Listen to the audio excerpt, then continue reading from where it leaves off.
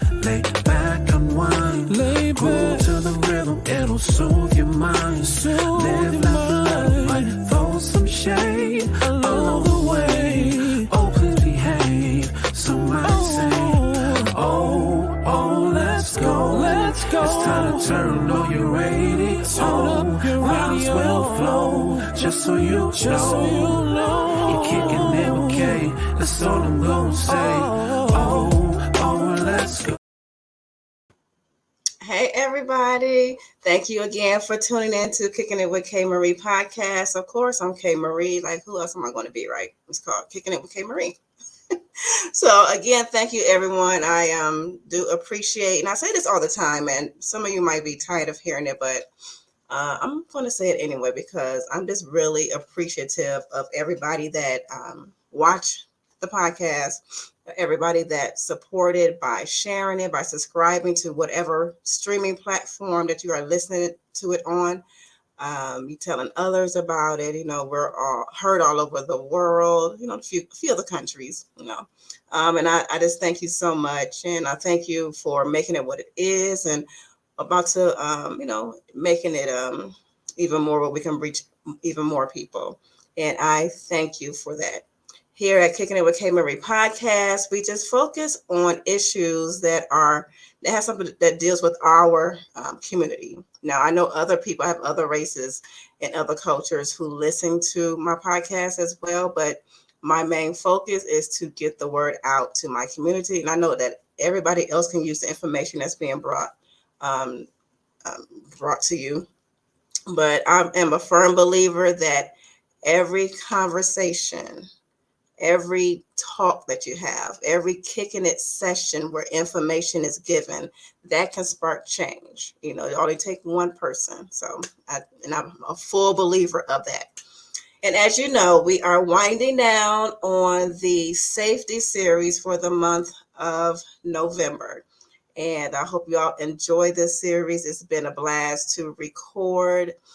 We started off with being safe, like in the holiday season as you go out shopping. We had Parks Defensive Strategies to come on and tell us how to stay safe while shopping, you know, do this holiday shopping. And then, you know, we had Cam Brooks to come on about safety on online dating. But actually, that was in October. It's a reason why online dating is on my mind. And you all saw the episode from last week when I was talking about giving my update about my online dating journey. So I'm going to come back with you in January, just keep you updated and let you know what's going on. And, you know, I'm not going to be too deep in that, but I will let you guys know. But we had Andrea White on. She gave us safety on working out, especially outdoors, because we know that it's about to be cold in a lot of areas of our nation. And I know a lot of people like to work out outside. Don't know why y'all like to do that, but you do. So for those, I brought the information on working out outside and that safety for doing it. And today, you all, we are going to be talking about safety, protecting yourself out in these streets when it comes to sex, because we know that you know, people are engaging. If you are engaging, I just want you to be aware and how to protect yourselves and what to look out for. And we have a great guest. We have a very qualified guest expert, as we do with all of our experts that are qualified. And so without further ado, I am going to introduce our guest today. So De-Andrea Blaylock-Solar is a license in the state of Missouri as a clinical social worker and LCSW supervisor, and is an AASECT certified sex therapist. She has worked in the field of behavioral health for over 15 years. As a graduate of St. Louis University, she majored in social work and minored in theology before completing a Master of Social Work degree at Washington University in St. Louis. She sees herself as a catalyst for positive change, serving as a collaborator and co facilitator in healing, and enjoys the journey of working with her clients. As the owner of Sankofa Sex Therapy LLC, she works with individuals and those in all types of relationships and also provide therapy from a Christian perspective when requested. She conducts workshops about sexuality and intimacy and is the member of the leadership collective of the Women of Color Sexual Health Network. She also serves as a facilitator with Theater of War Productions, completing 2 off-Broadway runs and a critically acclaimed Antigone and Ferguson.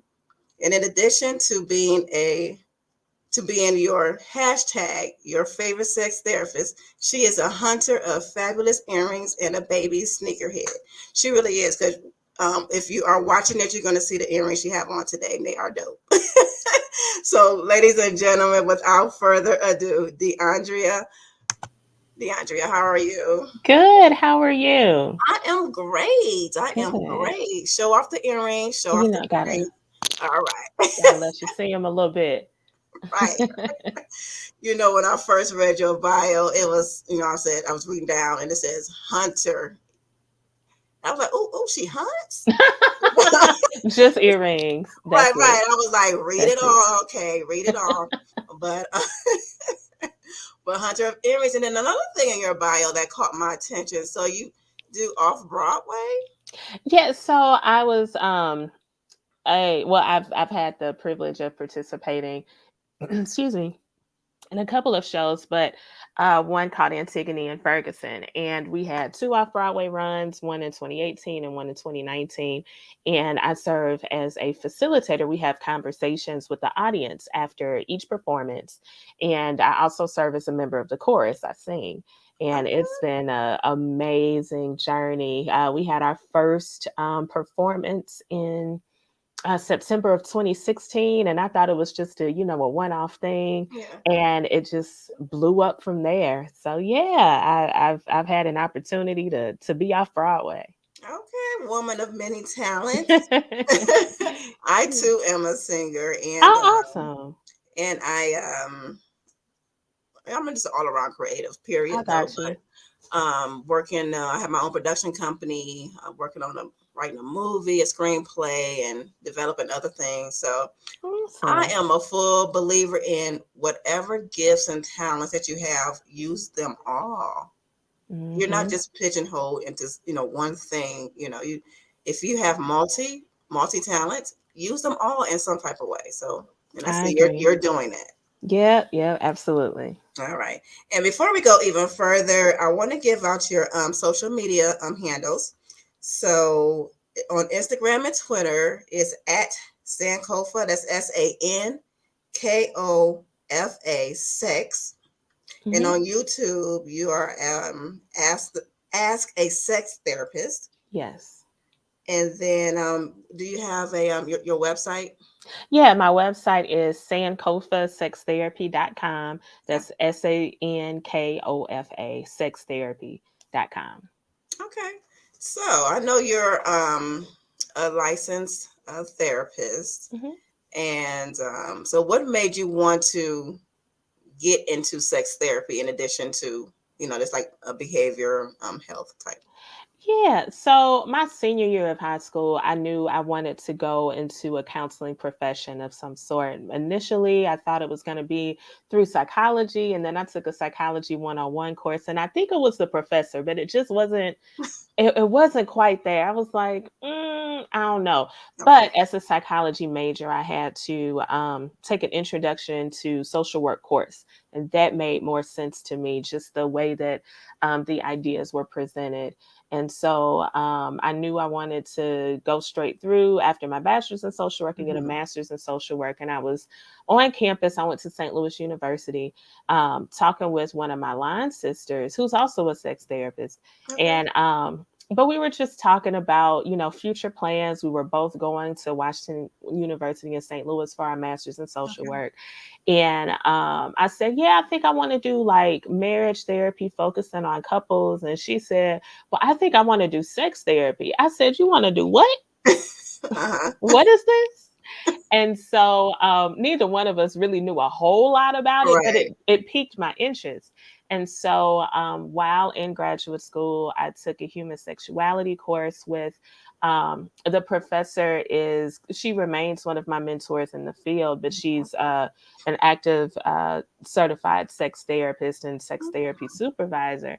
And I stayed in touch with her after graduating with my master's degree, and started the certification process. It took a few years, but after I got my clinical license to practice independently as a social worker in the state of Missouri, Mhm. about a year later, I started the certification process to gather all of my additional learning that I Yeah. needed to be a certified sex therapist. Okay. I'm so curious to know as to what are some of the typical first responses people show you once you reveal to them that you're a sex therapist, It especially is. family. Yeah, it's really interesting. So, a lot of times people aren't sure what a sex therapist does. And so, if they know me or know of me in these other spheres, whether it's through church stuff Yeah. or, singing or something else, they're like, wait, you're a sex therapist? And then, like, these ideas of what they may think a Yeah. sex therapist is kind of come up. And I just have to explain I do talk therapy. We are talking. Right. No demonstration. I'm not actively participating in sexual activity with my clients, although, Right. that's valuable work. That's not what I'm doing Yeah. as a licensed clinical social worker. So I'm often doing a lot of education on what it is to be a sex therapist, and what I do specifically in my practice. And a lot of people are often very intrigued by it.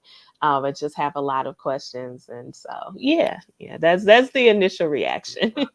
And just just elaborate more as if people who are listening who may not know what everything that goes into be a sex therapist is. Can you just explain that to us?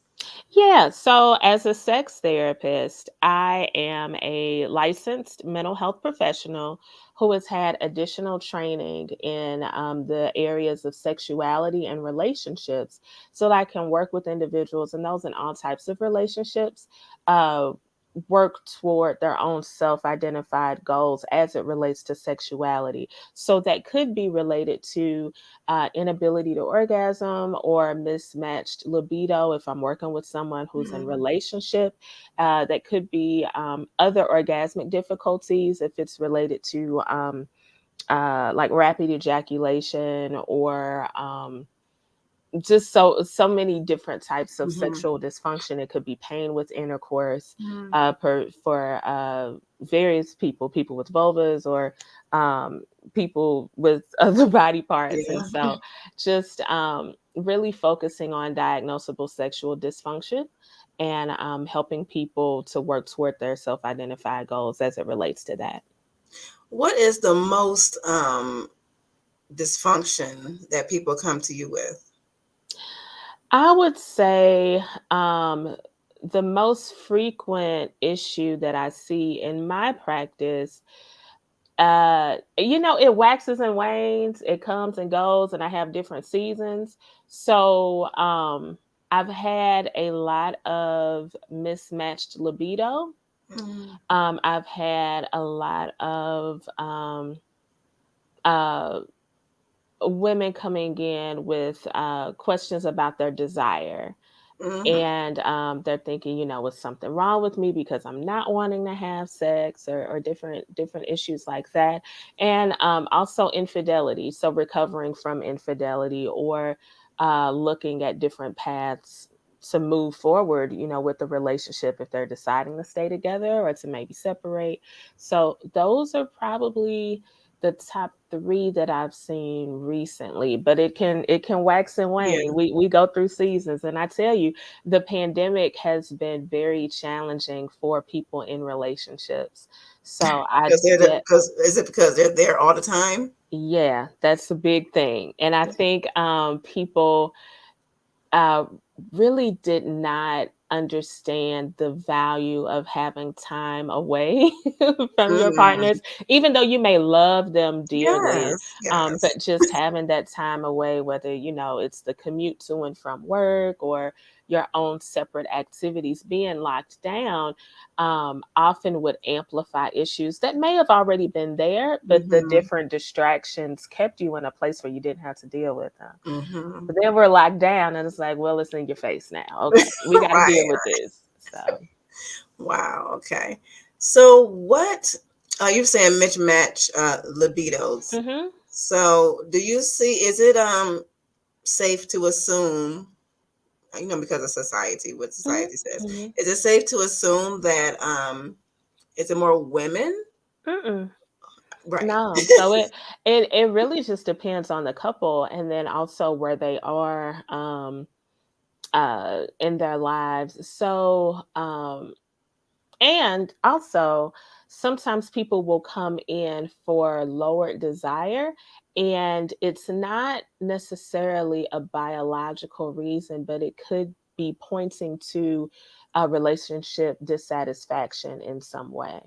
Mm, But yeah, it's not always where, let's say it's a cisgender heterosexual couple, mhm, it's not always that the woman or the femme is the one with the lower desire. mhm. It could be, flipped, just depending on the relationship and what's going on. I know a lot of women probably think like if they're in a heterosexual relationship, if their guy is not having sex with them often, or they don't want to, they think that, like, oh my god, is he cheating on me? Mhm. So I know a lot of times that's not the case, right? Yeah, it's not the case. And I think it's so important that we have open and honest conversations with our partners about what we're thinking and our expectations, even as it relates to frequency of sex. And so people may have that automatic idea that if you're not trying to have sex with me, then there's something wrong, instead of saying, hey, I've noticed we're not having as much sex. Hmm. How we doing? Is there something going on? And it could be that the male partner is just having lowered desire or just different changes in their body, Hmm. or they could, it could be something else. It could be anything Hmm. that doesn't have anything to do with their partner. So when we assume, it can really, well, the saying, Yeah. but it can really like mess us up because what it really boils down to is amplifying the importance of open and honest communication with your partner, instead of just thinking, oh, maybe he doesn't want me, Yeah. or something like that, and that doesn't necessarily have to be the case. Right. Or vice versa, right? With the Yeah. Yeah. hmm So, like, being with, I know communication is the key to like any type of relationship, and I know it's no different when it comes to the sexual relationship. So, hmm especially like if you have like your new relationship, you have a new partner, um, is it like, how should each person like address like their likes and their wants? It's like, is that like first second date stuff, what I'm saying? It's like, so I like XYZ, so yeah. how would being like with a new partner hmm make that not less awkward but still getting it out there? Yeah. So there's a wonderful organization based in St. Louis called Afrosexology, Mm. and they have this worksheet that I absolutely adore called Yes or No. And I like and that. it's a shortened version of a longer activity that you can find anywhere on the internet called Yes, No, or Maybe. And it's like a questionnaire of different things that you might be interested in doing as it relates to sex. Are you interested in impact play? Are you interested in role play? How do you feel about mutual masturbation? So on and so forth. And Mhm. so, with this questionnaire, it can be kind of a playful way to introduce this idea of being open and honest about what you might be interested in. So it may not come up during the first date or the second date, just depending on how you're moving, because every situation may move differently. But if you do find that there is sexual chemistry, I think that if you are interested in or if you feel safe enough to have sex with someone, then you need to feel safe enough to have a conversation about sex with them. And so, even if it's in this playful way where it's like, hey, do this worksheet with me. Let's talk about this, you know? And that's something, that worksheet is available on their website. It's afrosexology.com. But, and you can also find the yes, no, or maybe online everywhere. If you type that in, that'll pop up as well. But that's one way where you can introduce this idea of, um, asking a potential partner what they're interested in. And I think it's so important that you have conversations about sex Mhm. before you have sex. Mm. Although it might feel awkward, Right. it can really open the door for really pleasurable experiences because you're not guessing, you're not just fumbling. So, Okay.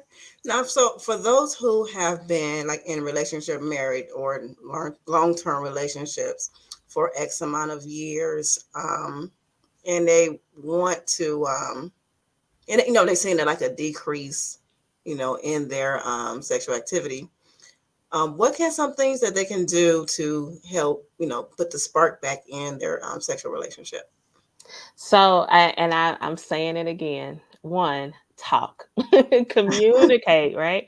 About what you're feeling and what you're wanting. And in that communication, you may be able to come up with some solutions on, okay, well, how can we do this?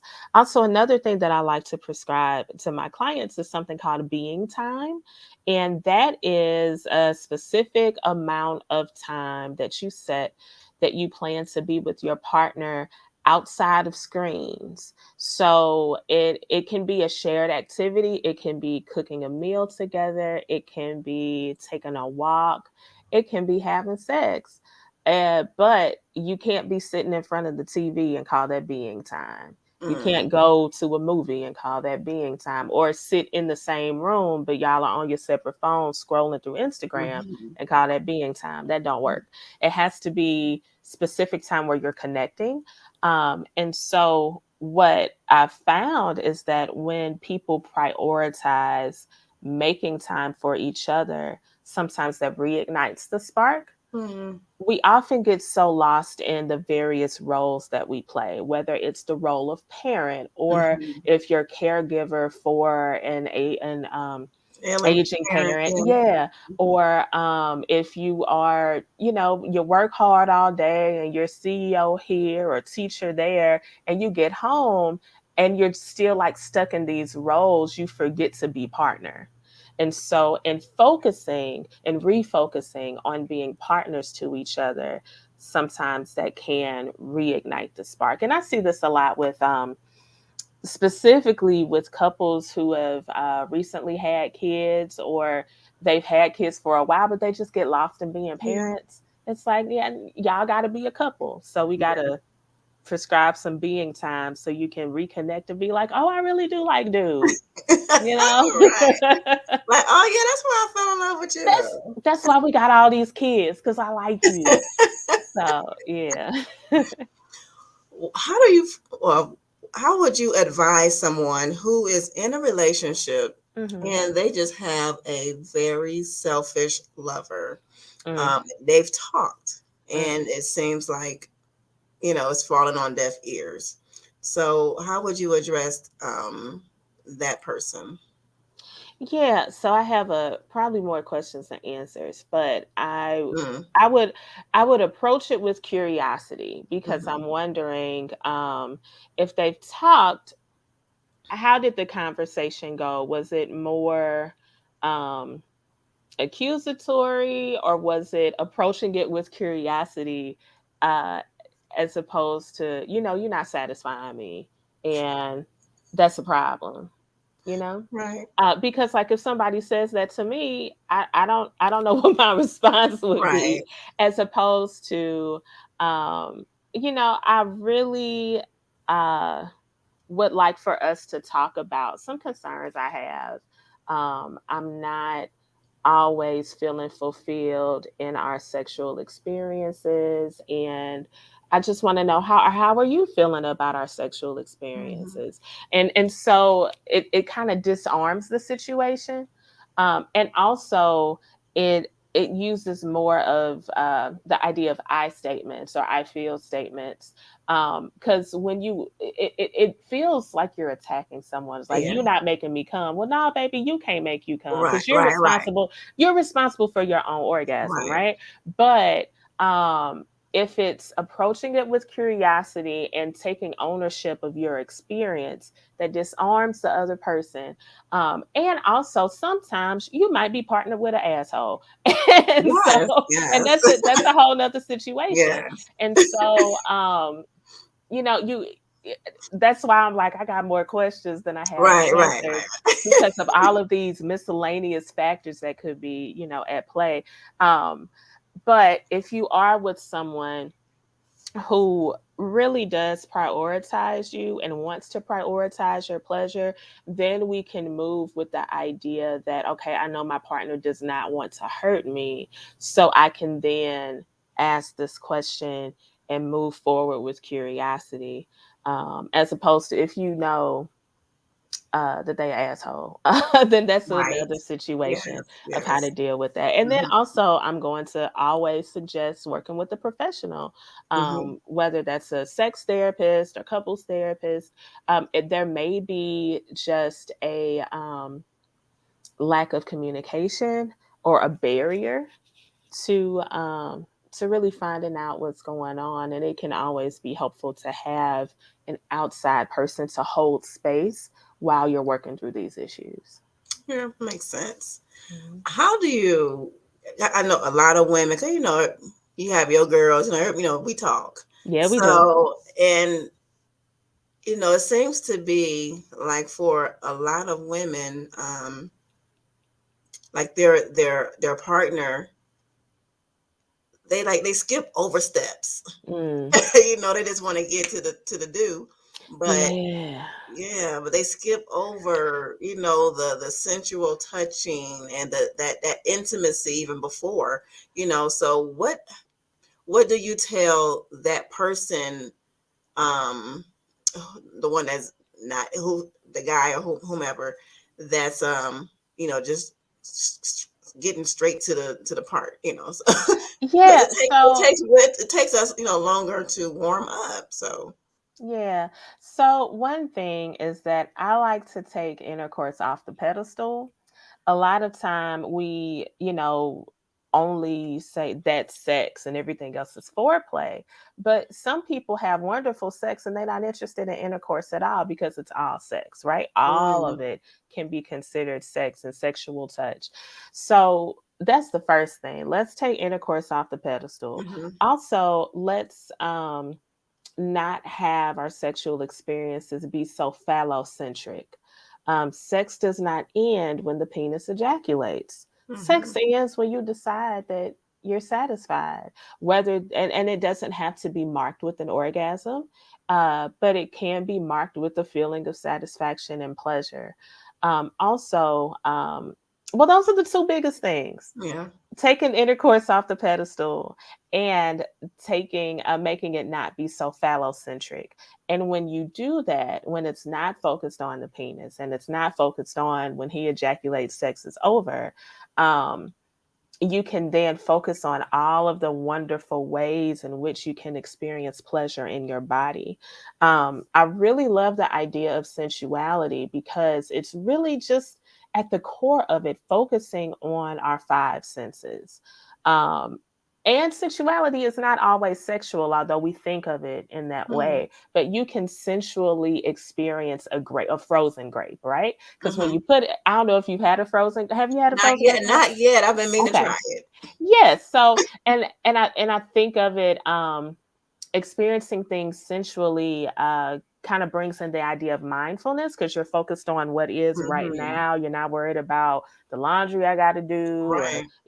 but I'm just focused on this right now. So thinking about sensually eating a frozen grape, when you put it in your mouth, you're noticing the texture of it, Mm-hmm. the temperature of it. You may roll it around and see like how does it feel against your teeth. Mm-hmm. Um, and taste is related to smell as well, so you're bringing in those senses there. Yeah. That's the way to do that. Now if you take that idea of sensuality and apply it to your sexual experiences, right, it's not just about what you're doing to um, provide pleasure for your partner, but how does doing this activity provide pleasure for me? Or how does it awaken my senses? If I am performing oral sex, what does the texture of this body part feel like in my mouth? When it changes, when their body changes, what does that Mm-hmm. feel like to me? And how does it make me feel? What smells do I enjoy? What smells do I not enjoy? Mm-hmm. All of these different things. How does the texture of their skin change when I do this? Or all of that. So Mm-hmm. really focusing on sensuality um, can definitely help with that. So that's three things, right? Okay. Taking the course off the pedestal because it's all sex and it's all equally important. Not making it so phallocentric, and then really focusing on your senses, making it a sensual activity. And when you like put those three things at the forefront, you can have some magical things to happen. Right, So right. That's some good information. yeah. And I really feel sorry for like some women who there's a lot of women who don't really enjoy it. Yeah, They yeah. really, it's like if they said they're married or long term relationship, it's like almost like a chore. Well, for a lot of reasons, right? Like I think about how women are taught that if you like you need to be able to take the D. Hmm. But not everybody enjoys a bruised cervix. Yeah, So, yeah. but we're taught that I need to be able to take this and endure this pain, even in sexual experiences. We're not taught that it's okay if you don't like this. And you can say, nah, baby, let's switch positions because this Hmm. ain't it. Um, but yeah, even with like song lyrics, like I'm gonna beat it up like fight night or you Right, know right, all of right, that. Like don't do that. I don't right. want to bruise cervix. But some people do enjoy cervical stimulation, but that's again where The talking and the communication. talking and Mhm. communication come into play. You have to communicate and talk about what it is that you like and what you don't like, because sacrificing yourself does not win you any awards. Mm-mm, So, mm-mm. Yeah, no, it doesn't. But mhm. it's meant to be enjoyed. Exactly, It's meant to exactly. be enjoyed and not Yeah. just put up with. Mhm. Yeah, that's it. And lastly, since it is the safety series, I know we talked about everything, but so let me just bring it on home with this. So those who are in these sex streets, they are like just single and just living it up. Not too long ago, we heard about that flesh eating STD over in London, and then they said it was like just a few cases here. But what can those carefree, wild, getting it in all the time, singles, what should they remember as they out here doing their thing? It's important to be open and honest about your own sexual health as it relates to if you have any STIs, and also making sure that you're being treated for those and being regularly tested. Also, if you are having sex with multiple partners, making sure that you are using barrier methods so that you can cut down on the transmission of sexually transmitted infections. You can still have amazing sex with a condom, or A with, lot of people beg to differ. yeah, that they're not doing it right. So I mean, but ain't that what Luda said? Yeah, they just ain't Okay, doing it they right. just That's ain't what he doing it said. right. But like I'm thinking about, so specifically for condoms, one, everybody going for the gold wrapper, but not everybody need a gold wrapper. Ooh. Like, be honest about, because they make condoms in all different sizes. So Mhm. that's one. Okay. Also, like if you put a little lube inside of the condom before you put it on, that enhances your pleasurable experience, because some people may say, it doesn't feel good. Cool. I get that. Add a little lube on the inside of the condom, and that can increase your pleasure. And don't be afraid to use lube, right? Because sometimes the latex, even if your partner doesn't have a latex allergy, the latex may cause them to naturally dry up. Yeah. So using lube can definitely help. And not being ashamed of it. Like, you can have some good sex with barrier methods, even if you're using a dental dam. Still, you can still use lube with those. Uh, yeah, you can have good sex with barrier methods, but you just have to be really open Mhm. and willing to do so. And if you're choosing to be fluid bonded with someone, meaning not using any Yeah. barrier methods, having real open and honest conversations about what you're doing and where you are, so that people can make informed decisions on how Yeah. they want to move. Yeah. For those who are listening, she talking about the going wrong, right? Yes, Okay. yes, All right. that's it. Oh my gosh. Okay. Thank you so much, DeAndrea. This is a good conversation. I would like to Yeah. like periodically like have you back on the show to Hey, talk about bring me different things. back. Wonderful, wonderful. Appreciate it, because sexual information, sexual health is also important, as well as any other part of mental health. So Absolutely, it is. It yeah. is. All right. Thank you so much again, and everyone. Thank you for listening again. Just visit DeAndrea on her social medias, and can you just quickly, because my thing is off, can you quickly just give out your handles again? Yeah, I am active on Instagram and Twitter at Sankofa Sex. That's S as in Sam, ANKOFA Sex. And my website is sankofasextherapy.com. All right, y'all. So this is what I used to say in high school: if you're gonna play sex, use a latex. Okay, no. I'm with it. I'm with it. Put it on the t-shirt.